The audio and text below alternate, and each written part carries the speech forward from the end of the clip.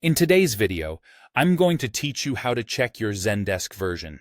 Whether you're a new user or a seasoned pro looking to double-check your settings, knowing how to find this information can be invaluable. Zendesk often updates its features, and being aware of which version you're working with ensures you're using your tools effectively. So, let's dive right in. First, you'll want to navigate your way to the Zendesk Admin Center. This is the command hub where you can manage your settings and preferences. To get there, start from the main dashboard. Look for the product tray icon, usually located in the top right corner of your screen. Clicking this will open up a menu of options. Among them, you'll find a direct link to the Admin Center. Go ahead and click on it. Now that you're in the Admin Center, it's time to zero in on the specifics of your Zendesk account. On the left sidebar, you will see a series of categories. You're going to want to click on the one labeled Account. This will expand into several more options. From there, select Billing and then Subscription. This section is where the magic happens.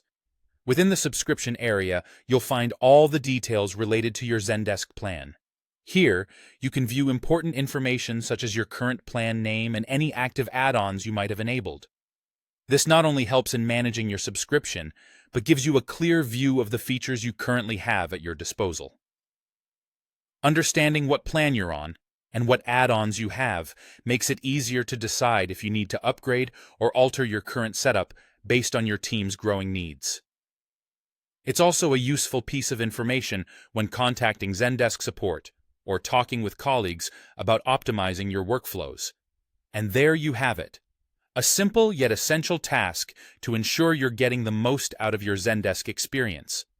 Remember, staying informed about your software version and available features can significantly enhance your productivity and ensure that you and your team are working as efficiently as possible.